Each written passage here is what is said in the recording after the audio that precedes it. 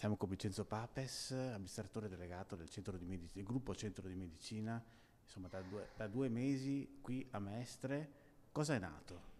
Ma da 2 mesi abbiamo cominciato il servizio di procreazione medico assistita, è un nuovo centro in questa nuova struttura che naturalmente si occupa di questo servizio.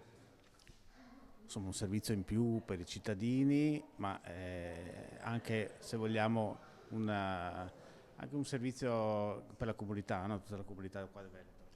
Ma questo è un servizio che è poco conosciuto ma è molto apprezzato e soprattutto naturalmente è a disposizione di tutte quelle coppie che hanno difficoltà ad avere un bambino.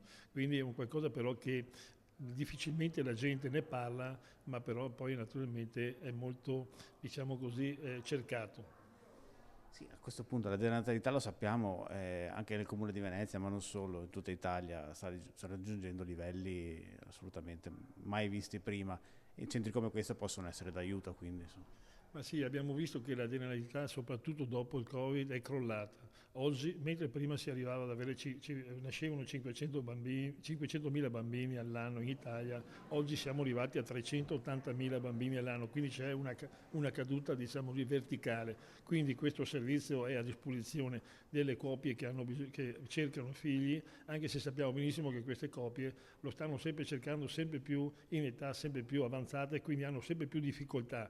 Però è un servizio che mettiamo a disposizione della comunità e speriamo che sia apprezzato dalle donne che non devono più magari fare, diciamo così, andare lontano per avere questo servizio.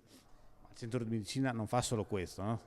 No, beh no, il servizio questo, oggi presentiamo uno dei nostri servizi, però come penso la gente sappia, qui naturalmente abbiamo tutto quello che riguarda la parte chirurgica, quindi abbiamo 5 sale operatorie, abbiamo una radiologia con tutte le ultime novità, compreso le risonanze magnetiche da 1,5 test con l'intelligenza artificiale, abbiamo tutta la riabilitazione, abbiamo tutta la parte, diciamo così, poliambulatoriale, insomma qui servizi in questa struttura è una struttura da 6.000 metri, penso che naturalmente la gente veda cosa riusciamo a offrire. Grazie. Grazie a lei.